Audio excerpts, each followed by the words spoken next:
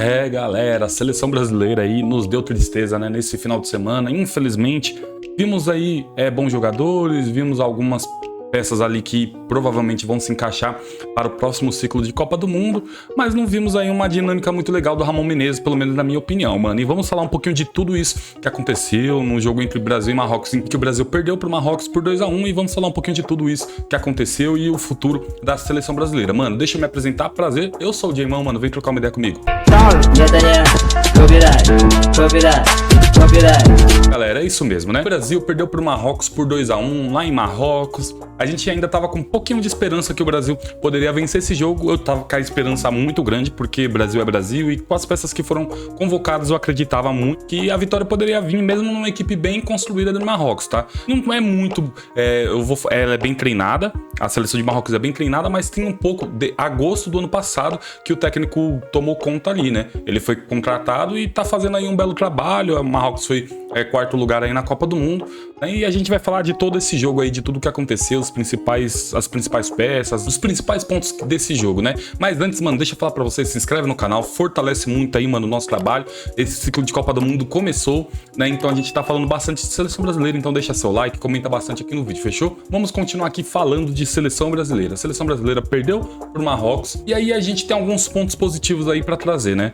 Muitos aí comentaristas, jornalistas disseram que o Rony fez uma bela participação, o que eu não concordo. O Rony sempre vai ser um cara esforçado, dedicado, e isso ele, tanto no Palmeiras, no Atlético Paranaense era assim, e na seleção não seria diferente.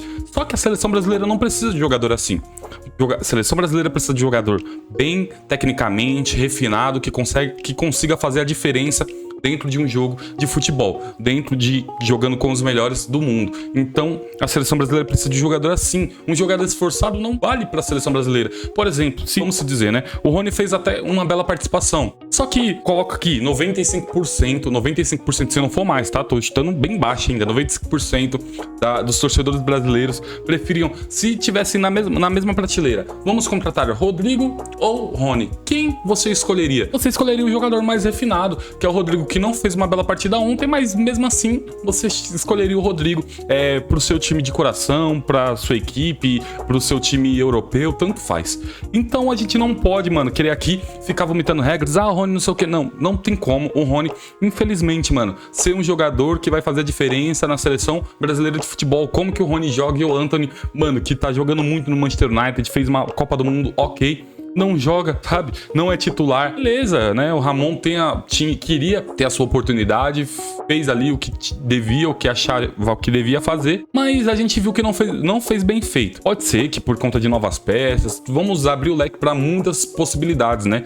Não teve tempo de treinar, jogadores novos e tudo mais, mas a seleção brasileira não pode perder para uma equipe como o Marrocos, mano, trazendo bons jogadores para atuar. Não pode perder, isso não pode acontecer, inadmissível. Mesmo o Marrocos tendo uma bela equipe, sendo bem montada, bem estruturada, mas não pode, né? Não pode. E aí, alguns pontos que a gente tem que trazer aqui. Um dos piores da partida pra mim foi o Emerson Royal, né? Emerson Royal, que aí abre a discussão, né? O Tite não convocou o Emerson Royal pra Copa do Mundo, foi bombardeado, trouxe lá aquele cara que hoje tá preso, não vou falar o nome dele, né? O Daniel Alves. E aí as pessoas ficaram criticando o Tite. Por que não levou o Emerson Royal? Não sei o que. O Tite tinha já dado oportunidades pro Emerson Royal, a última oportunidade que o Tite tinha dado, ele tinha sido expulso. Então era um cara que nunca conseguiu se firmar dentro da seleção brasileira. E ontem a gente viu por quê. Ontem ele fez um jogo horroroso. O primeiro gol, vou colocar até os 2 gols aí, foi nas costas dele, né? Ele teve erros, né? O Éder Militão falhou ali no segundo gol, beleza, mas no primeiro foi erro grotesco dele, com 3 jogadores na frente dele, que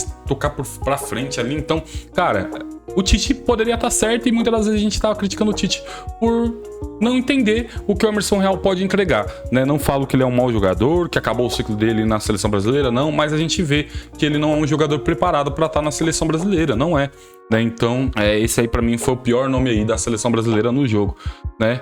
E aí eu vou criticar um pouco o Ramon Menezes, né? Como eu tava falando do Rony, a gente vê que ele jogou ali num 4-3-3, né? Beleza, o Andrei, eu tinha certeza que ele ia ser titular junto ali com o Casemiro, o Andrei foi capitão dele no Sul-Americano Sub-20 e tudo mais. E aí ficava a dúvida do Lucas Paquetá e do Rafael Veiga, ou até do próprio Rodrigo, mas a gente sabia, no fundo, que o Lucas Paquetá ia jogar esse jogo, né? Só que a dúvida do Brasil brasileiro era, beleza, Vinícius Júnior, Rodrigo e mais quem, né? E aí o Ramon fez uma besteira, cara, como, beleza, que o Rodrigo muitas das vezes pode fazer isso lá no Real Madrid, mas algo que é bem treinado, algo que é bem estruturado, jogadores diferentes, né? Quando o Benzema não tá, o Rodrigo faz essa função, mas o treinador é diferente, né? Tudo é diferente, estrutura é diferente, jogadores diferentes. Não tem como você querer fazer com que o Rodrigo seja o falso 9 da seleção brasileira com 2 dias de treinamento, com jogadores novos. Ele vai receber bola do André, vai receber bola do Paquetá, vai receber...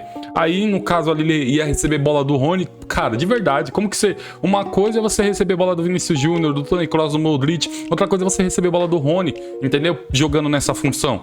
A bola não vai chegar toda hora, né? Então eu acho que ele errou muito aí. Se ele não queria colocar o Antony, mesmo assim eu ia criticar o Rodrigo de falso 9, mas se ele não colocou o Antony, beleza, coloca o Vitor Roque, coloca o Yuri Alberto, que é da função. Ou se quiser fazer assim, beleza, não quer colocar, quero colocar o Rony, coloca o Rony ali de 9 mesmo, como ele tá no Palmeiras. Não inventa o Rodrigo ali. O Rodrigo fez um jogo péssimo também por conta disso, por conta que, cara, o cara jogar de costas é um cara que é bem tecnicamente, que realmente erra passes, finaliza bem, vai encontrar jogador, vai encontrar tabela, e o Ramon Menezes não conseguiu ver isso, né? E é algo que a gente vê nitidamente, né? Então foi um teste aí que a gente viu o Rafael Veiga também, né, que poderia muito bem entrar no Lucas Paquetá. O Lucas Paquetá que também não fez uma bela partida. Eu acredito que o Lucas Paquetá, mano, o Tite encontrou a posição do Paquetá, tá? Só que ainda ele não quer o Paquetá não quer se assumir. E a melhor função do Paquetá, pra mim, jogando, é como segundo volante. Ele não é esse meia criador. Então, acho que o Tite encontrou a posição dele. Vamos ver se o Paquetá um dia vai aceitar e vai pra essa posição. Que, na verdade, na seleção brasileira, pra mim, Bruno Guimarães e Casemiro, né, e o Lucas Paquetá poderia jogar também nessa posição de segundo volante, porque é onde ele exerce seu melhor futebol, pelo menos isso na seleção brasileira. E graças ao Tite, né? Então é isso, cara. O Ramon Menezes teve sua oportunidade.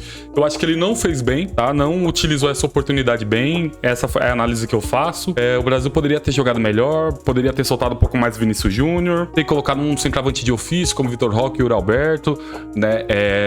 O Rafael Veiga poderia ter mais chances em campo, como criação, e o Ramon não quis fazer isso, né? Então a gente teve essa tristeza. Marrocos, mano, os torcedores do Marrocos estavam gritando olé contra a seleção brasileira, pentacampeã do mundo. A gente nunca pode tirar a história da seleção brasileira, não pode, né? A gente sabe que quem vive de passado é museu, mas a história é história, e aí a seleção brasileira não pode passar um vexame como esse, mano. Marrocos pode ter, mas é Marrocos, mano, não pode perder a seleção brasileira. Se tivesse com um time montado só de jogadores que atuam no Brasil, o Brasil não poderia perder para a seleção de Marrocos, mano, mesmo. E aí a gente vê que é um problema estrutural. E aí no finalzinho ali, o presidente, né, na zona mista, comentou e confirmou que o principal nome para assumir o cargo da seleção brasileira é o Carlo Ancelotti, né, que hoje está no Real Madrid. Ele disse que os jogadores querem isso, os torcedores também querem isso, então ele admitiu que esse aí é o nome que estão buscando para a seleção brasileira, e eu acho que vai acertar, tá? Eu acho que vai acertar.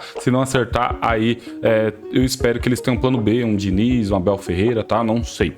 Beleza? Mas é isso, galera. O que vocês acharam da seleção brasileira? Qual foi o principal nome que vocês acharam? Comenta muito aqui embaixo que eu vou responder geral. Fechou? É isso. Estamos no ciclo de Copa do Mundo. Começou, infelizmente, com a derrota, mas não vamos desistir. A seleção brasileira é muito grande e eu acredito que vai ser o Hexa em 2026. Fechou, galera? É isso. Se inscreve no canal, fortalece muito, mano, aqui. Deixa seu like. Se você não gostou do vídeo, deixa o dislike. Fala porque você não gostou, mas comenta bastante aqui. Fechou? É isso, galera. Tamo junto. Falou, falou e falou. Nyatanya copyright, gayanya copyright, liriknya copyright, caranya copyright. Bukan menghina tapi nyatanya lo itu memalingkan.